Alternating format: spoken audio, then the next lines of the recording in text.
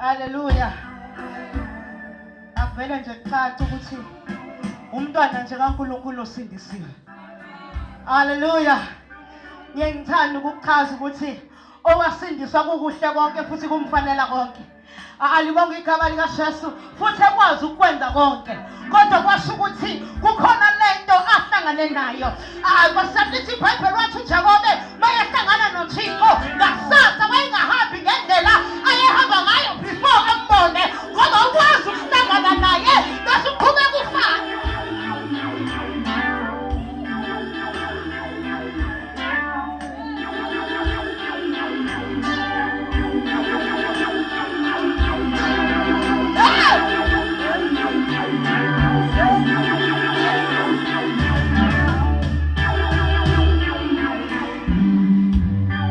Abantu babayitshela ukuthi lento yensindiso eyamabhari eyabona eyalabo sisi labo engazuthi banqamuke nolayini. Awuyabona nje la ukuthi awukaze waqala waqhamuka kodwa inkinga lapha yakwenqamoya wawuqhamukile wawungekho. Wawuthi mawubona ubona intombi nje yakwabo eright kanti emaphakadeni konake. Hallelujah. Ngokukhulu ukuhlonipha always ngithi mangikhuluma ngithi whenever I thank God I thank my kids twice. Amen. Ngoba wherever I go akuvamisile ukuthi ingane zami ngingahambi nazo. Amen masalwane. Ngiyambonga uNkulunkulu ukuthi ngiliphilile ivangeli kubo bezalwa kwaze kwaba kwalokho. Hallelujah. Omunye uzothi hawu sebebadala kangaka kithi bengizama ukuchazela khona ukuthi kahle kahle khona la esalandwa khona sishumayela nje ingoba makubheka emuva siyamangala ukuthi kahle kahle siphuma. Hallelujah. Oh Jesus. Ngithi mina anginamona mfundisi nabafakazayo bathi ngigciniwe ngihleli mangiyathola ukuthi intombi into ngoba nami mangisukuma ngithi ngiyambonga uSimakade uyi the God of second chance ngoba wakwazi ukuhlenza nami. Hayi Nkosi yami. Hallelujah. Oh yeah. Oh Jesus. Futhi kuba ngangizange ngikhola ngabe ngisaphila. Ey'taladini nje kwakamashu nasekhona ngibona ngabe ngisaphila manje. But the grace of God. Ngoba asindiswa ngamandla ethu kodwa sisindiswa ngegrace. Endiyodwa into esindiselwa yona lithi iBhayibheli hambani nenza abantu abafundi. That's all.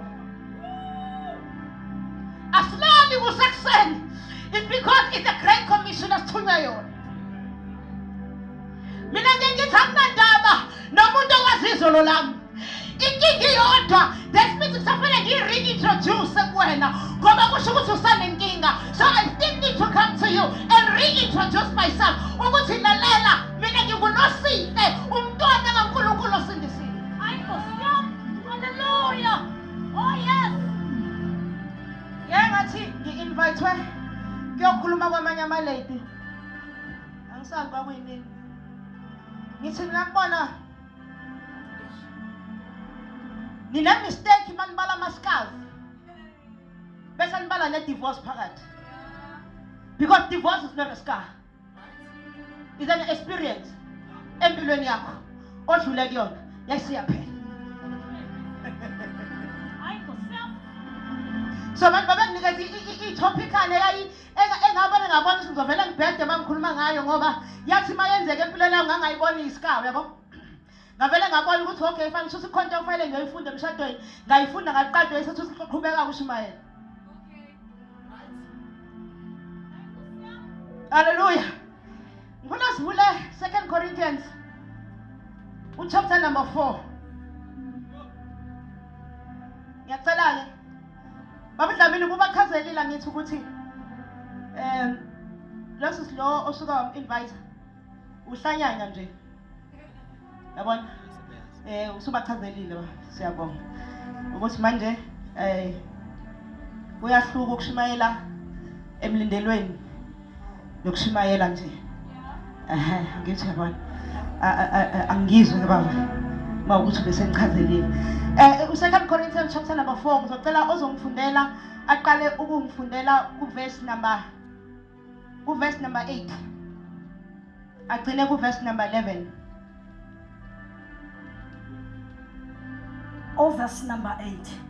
Siyacindezelwa ngazonke kodwa asinyinyekile, siyaxakeka kodwa asitikibali, siyazingelwa kodwa asidelwa, siwiswa phansi kodwa asibhutshiswa, sithwele njalo emzimbeni wethu ukufa kukaJesu, ukuze nokuphila kukaJesu kubonakaliswe emzimbeni wethu. Ngokuba sisaphila sinikelwa njalo ekufeni ngenxa kaJesu, ukuze nokuphila kukaJesu kubonakaliswe enyameni yethu efayo. Ngalophinde verse number 8 ufunde kahle. Dama ufunde kahle ungawujahi. Siyacindezelwa ngazonke. Siyacindezelwa. We are pressed in every direction. Ngamanye amazwi mawuthi uyafika ekhaya unokucindezelwa kwakhona. Uthi uyaphuma ekhaya uya emsebenzini kube nokucindezelwa kwakhona. Uthi uyasuka emsebenzini uya kubangani kube nokucindezelwa kwakhona. Uthi uyaphuma lapho uya ebandleni kube nokucindezelwa kwakhona. Uthi uyaphuma ebandleni uya kwi-society kube nokucindezelwa kwakhona. Kodwa asinyinyekile, siyaxakeka kodwa asidikibali. Qhubeka manje. Siyazingelwa kodwa asidelwa. Ngiyabonga usungahlala phansi. Awusingilivali iBhayibheli khona uzobona ukuthi angizuba mude futhi lokho kwangempela. Now lithi iBhayibheli siyacindezelwa ngazonke. Lithi we are pressed. Kodwa noma si-pressed sinjalo asiminyekile. Alibonga igama likaJesu. In other words zikhona izimo ezizokucindezela futhi kufanele zibe khona ngoba zizoprova ukuthi awuzomileliseka. Now mawufunda in the book of Matthew, book of Luke, uthola ngowesifazane owayenomopho. Alibonga igama likaJesu. Lithi iBhayibheli kwakunesixuku esiningi. Kodwa manje ngiyacabanga umuntu owayenomopho, mawunomopho number 1 which means baphuma igazi kuba kuphuma impilo. Number 2 baphuma igazi kuba nephunga kuwe. Alibonga igama likaJesu. Ngamanye amazwi uyazaca ubaphela uthandeki. Lithi iBhayibheli wathi kuleso sixuku ephakathi ecindezelwa isixuku wa-understand into eyodwa wathi isixuku asizokungibulala noma singangicindezela kodwa ngiyemphethwe kanyakho. Oh, hallelujah. Oh, Jesus. Kodwa ngiyemphethwe kanyakho. Lithi iBhayibheli siyazingelwa. Ngamanye amazwi ukusingelwa kwakho kahle kahle uThixo kumnyakazisa because uyazi ukuthi vele kufanele uzingelwe. Kodwa iyodwa into eyigarantayo ekuzingelweni kwakho eyokuthi awuthi uqedwe wena noma ungazingelwa kodwa ngeke ukuthi uphele. Hallelujah. Oh, Jesus. Hallelujah. Asho umhlabelelo ungizungezile ngasemuva nangaphambili wabeka isandla sakho phezu kwami. Yabona njengoba ngicindezelwa nje yena unami. Omunye umuntu angabona ngathi ukuthi ngiyahluleka noma ngingaya in the house of God sengikhasa ngamadolo. It's okay ngoba yena unami. Hey, go slow. Noma ngathi mangithi ngibambe imayikhi umhlabelelo angavuki kodwa yonke into engiyaziyo eyokuthi angeke zangishiye angeke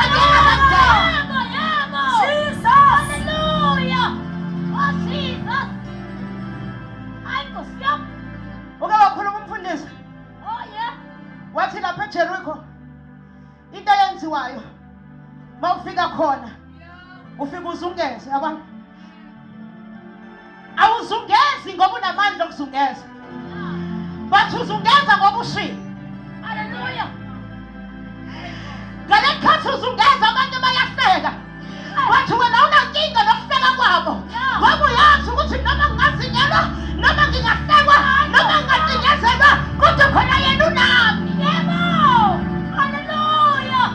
Oh Jesus. Hayi Nkosi yami. ngoba lithi lelizwi lithi siyithwele lento yokuzingela noma ungabaleka kodwa uyithwele Hallelujah. noma ungashika ibandla kodwa manje inkinga uyithwele noma ungashika umfundisi kodwa inkinga lento yokuzingela uyithwele kubo Hallelujah. Hayi Nkosi yami. Hayi lalela Jesus. lento yokuhlusha ingeyethu Hallelujah. into esima ngayo eyokuthi noma sehluswa Hayi Nkosi yami. kuvuka umhlabelelo Yebo. sithi noma singahlupheka abamzuzwana noma usathane Aqonda ukusigwina, sibonga, usekuzela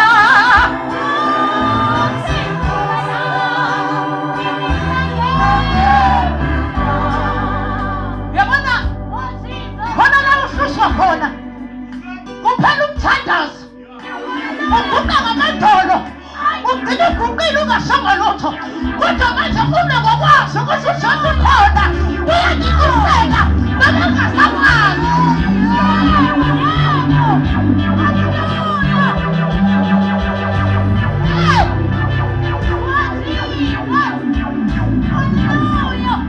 khona ikhathi oyibonayo ukuthi impi iyahlasela awazi noma kufanele udumise noma kufanele kwi-fasting noma kufanele uvele uhlale kodwa bese uthi ngiyazi ukhona umhlengi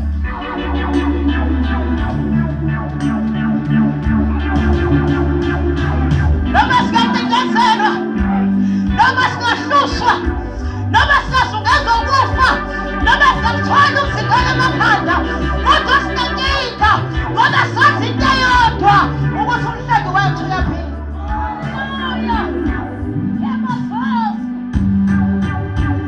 siyakuthandaza ngiprepayile phela nami nginentshumayelo ngino-prep ngoba kade ngatshelwa yabona uprephe-ke nawe uprephe into serious ozothi uma phambi kwabantu bakubona ukuthi kune-introduction kunengqikithi yendaba bese kuba ne-conclusion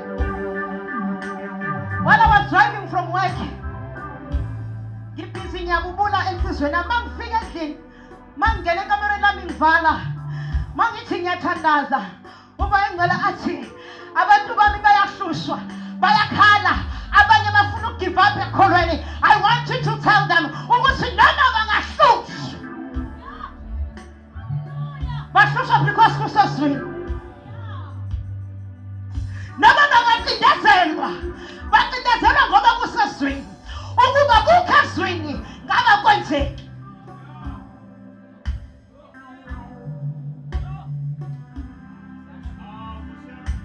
noma singacindezelwa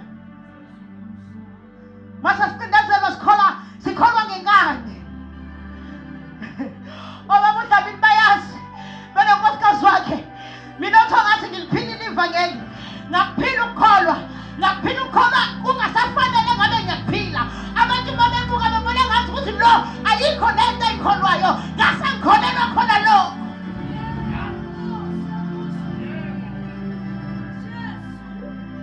ufika ebandleni ubambe imayikhi udumise ngaphakathi uyalila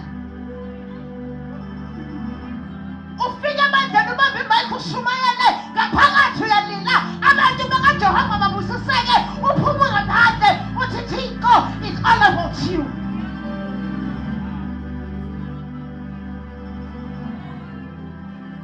lento ngishumayela ngayo ngiyayazi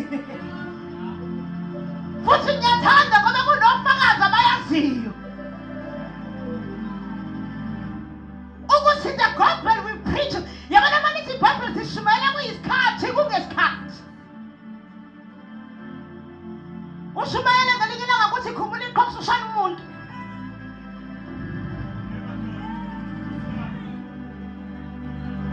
bawungena enkonzweni ubona nje balekhofuna ngibaziphazamisayo manje uthi khumula ulibeke phansi ukhumbuza umuntu uthi ngentombazane yakwamasho njalo kodwa bese kubiza ukuthi kahle kahle wawuyiyo awuseyiyo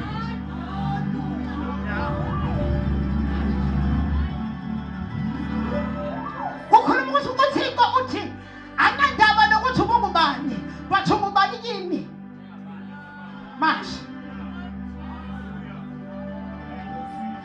ungubani manje khona umhlabaleli othi namangazi ngiphunyuke kanjani namathengisa makhele yabona lo mhlabaleli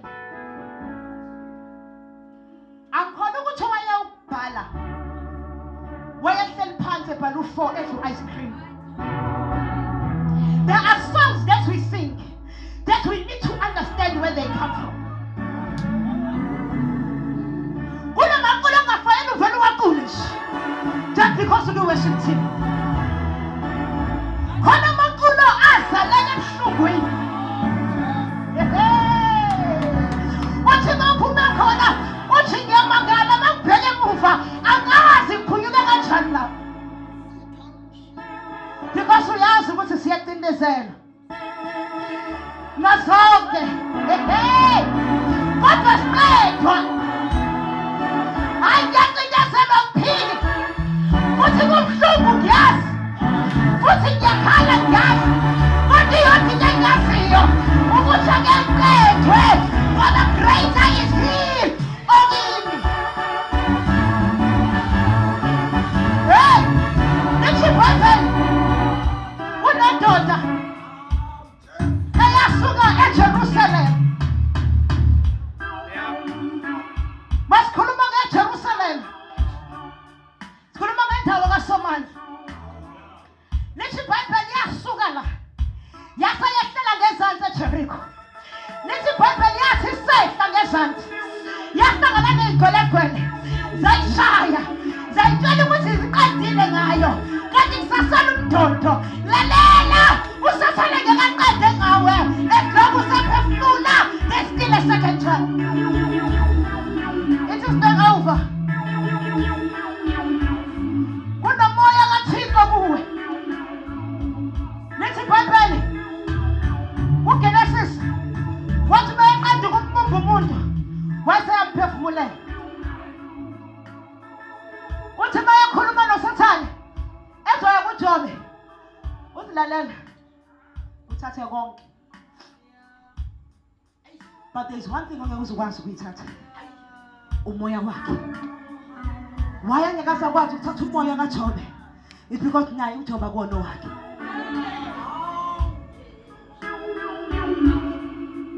Wayengawakhipha amathumba emzimbeni because vele umhlabathi wayengayithatha izinto ey'kaJobe ama-possessions asemhlabeni but uma sesiza ngakumoya wayengeke uSathane akwazi ukuthatha umoya kaJobe because noJobe kwakungewona wakhe kwakungukaThixo wamphefumulela wona. Ungafeli lapho khona athi amadoda amanani noqhobo sihlaleleni la size sife ngoba masihlala sizofa masihamba futhi sizofa kodwa manje khona into eyenzeka bathi bebe-understand ukuthi beyacindezela ntamdonke bathi bebethatha unyawo lokuqala lalela kwakubuhlungu beneyilona kwakubuhlungu nokunyathela ntakumele ungazi uze ukholwe kubuhlungu ngisho ukuthi uthi ya alfa enome uyisho nje u-alfa enome kuvela kwehla inyembezi mhlawumbe la awakwazi ukholwe lapho wena mhlawumbe ungazi ukholwe.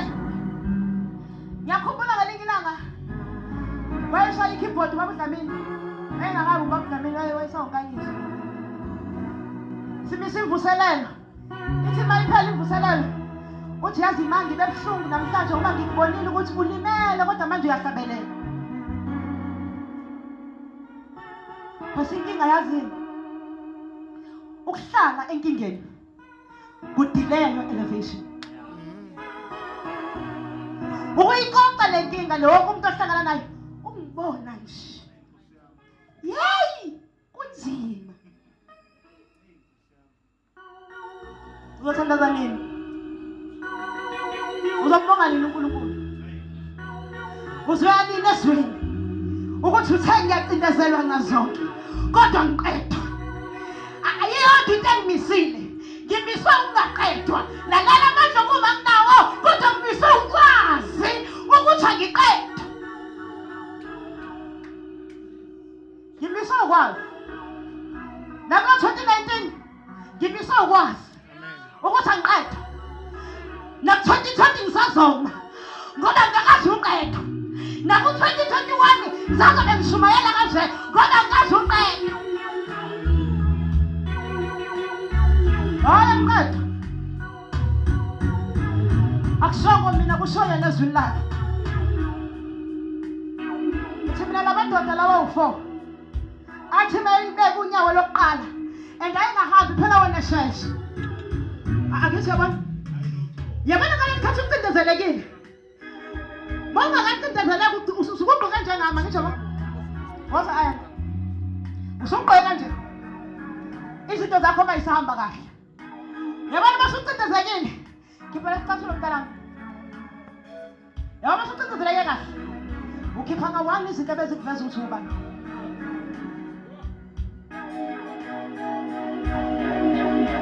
Yabona ikhosi lakho kade lilungele indlela obuyihamba. Anginankinga namakhosi ngiyawathanda. Futhi ngingahlala nawo kuze kusekuseni. Kodwa khona ikhathi la othi uyayihamba indlela. Isho indlela ethi akusayena wekhosi.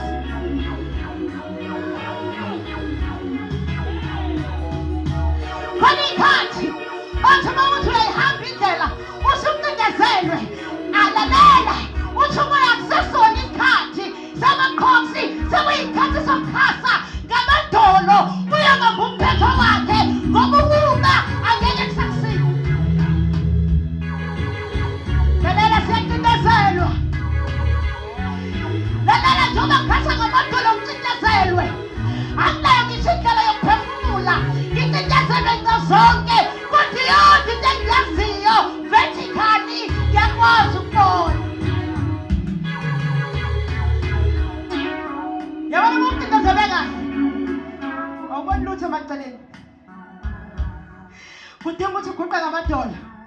Bese uphakamisa amehlo akho njengoDavide. Athi ngiyophakamisela amehlo ami entabeni ngoba lapho usizo lwami liyovela khona. Yini eyenza usizo lukaDavide livele entabeni? Yingoba ngasakwazi ukubona emaceleni ngoba uminyenisele. Noma ngacindezelwa. Noma ngahamba ngazi ukuthi lento iphezu kwami.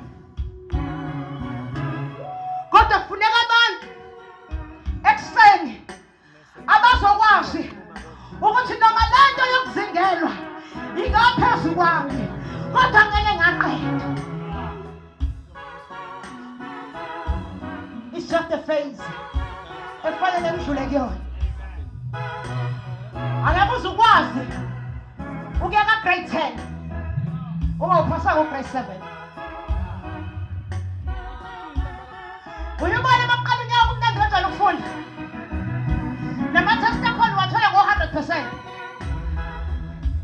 So makuthiwa kunama-night prayer ukhona. Makuthiwa kuyathandaza ukhona. Makufuna abadumisayo ukhona. Makufuna ama-asharishayo ukhona. But that will not lift you to the next grade. Kune-exam yakhona. Yes, they do consider ama-test. But kune-exam ofana udlule kuyo. Into eyenza baconsider ama-test odlule kuwona. It's because ukuze ukwazi ukuphasa i-exam, fanele uqale uphase ama-test kuqala. Mawuye ema-university, khona abantu abangakwazi ukubhala i-exam. Because ama-assignment abawaphasanga. So you're not ready. Are you what you're not ready to move to the next level? You're not even ready for your exam level on you. Ngoba each time kuvela i-test uye kukhona. Yayeka mina. mina ngikholwe ngokwethembeka mina nje ngikholwe ngokwethembeka mhlawumbe wena ukazi ukusho mina ngaye ngakusho wena ngiyakubona wena ukazi uzuyisho wakade ufike kuleyo phathi la othi khona ukuthi ifundele ngabelana uvala umnyango uthi Thixo ngikukhonze ngokwethembeka ngithemba ngisindiswa ngathembeka kuwe pho ngidlula kule zinto engidlula kuzona bese vele kuthiwa faith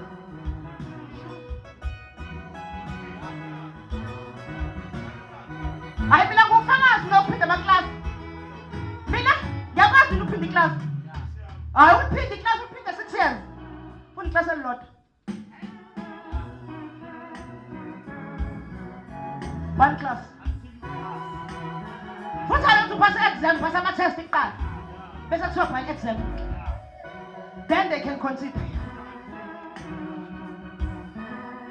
sengizohlala phansi ngimfishane vele nange-height so ngeke ngize ngibe kude lithi ibhayibheli ngoba sikuthwele ukuzingela emakhanda ethu noma ungaphuma in the house of God kodwa ukuzingelwa kukuwe inkinga iyodwa uma uphuma in the presence of God uphuma kwi-protection yokuzingela phela angithi ukuthi ezwini lakhe othinta wena uthinta inhlamba okusho ukuthi uzothintwa wena lalela uzothinta it's just that most uthintiwe kunyakazayo kukhona abantu uNkulunkulu lokho asenze elindele ukuba ukuthi phela anyakazisani bakithi yazi ukuthi lengane kade yakholwa ngaze nje ngiyinyakazele inkinga yokuthi ayivumi ukuthika ayivumi ukuthika noma singacindezelwa ngasonke kodwa asiqedwe asiminyaniswa yabona ispringi mawusinyathela asibonakala amandla aso ngoba usinyathelile kubonakala wena unamandla phezu kwespringi ngoba usinyathelile yabona nje kuthiwa siminyaniselwe siyanyathelwa ngesikhathi usathane sinyathelile ubonakale namandla kithi manje wethu uyasuka siyajamba siyaphezulu. That's why Jesus had to be buried. Anazi kanti waqedwa. Okay, shaqqa phathe zamabhandi start. Okay. Akavelanga wandiza esuka esiphambanweni. You know why engandizanga? Why engandiza? Why ngasuka esiphambanweni avela ndiza? But into eyayenza angandiza. Kwakufanele phela ngithi kwathi nakezile uzoqeda uzogcwalisa ngithi. Kwakufanele agcwalise ukuthi uJosepha wayefunani emgodini. Okay. All right. Wayengakwazi ukundiza. Kwakufanele agcwalise ukuthi uJosepha azangena emgodini nje wayenzani thina? Kanti uJosepha wayengena emgodini ngoba kwakuyosabalaliswa impande kaJosepha. Yeah. Ukuze bayiqale phakama uJosepha ebayipremier kube kuthi impande zakhe zijulile. Yeah. Ngoba isihlahla bakuphakama kube nomoya ovukuzayo. Ube singajulanga kahle phansi siye phansi. Hayi ukuthi abazalwane bawiswa yini? Bawiswa ukuthi abaqalanga bajula. Bavele nje washaya naye ikeyboard umntanami i500. Wayishaya kwavele kwayiwela ugogo nje la esihlalweni kanti isihlalo besikade sivele sinenkinga. Wavele wabona ukuthi nje ngiuDavide wesikhathi. Wavele waphakama. Ugogo uyiwele nje ngoba isihlalo besingabhalansanga. Yeah. Ngokusho nje ugogo wathuka wavele wavele wabona amandla amaningi asezandleni zakhe. Wavele waqala manje wayiman of God. Baqala bathi mabethi i-worshipers movement iyam-invite waqala wathi because ubusuku bonke asibonke kube inoma 5.5 ushasha wenza kanti now uJesu njengoba ayegqitshwa wayeyosikhombisa ukuthi lalela usazoya phansi Kodwa khona lento engifuna uyi-understand mawuvuka phansi. Ngoba uvuka la, uvuka uphethe iy'khiye ze-hidings. Yabona mawuvuka la phansi, usathane usukazi usibubeka unyawo lwakhe ekuseni. Usuke ushona ukulalela, ambheke, woza. Mina the devil knows. Mangivuka nje ekuseni ngibeka unyawo lami phansi. Fayela vele atatazela. Ngoba akakwazanga ukungiqeda izolo. Wenze lelo phutha. Njengoba ngisaphila namhlanje, ngisazoshumayela. Ngoba noma singacindezelwa nxa zonke, kodwa asiqeda. God bless you.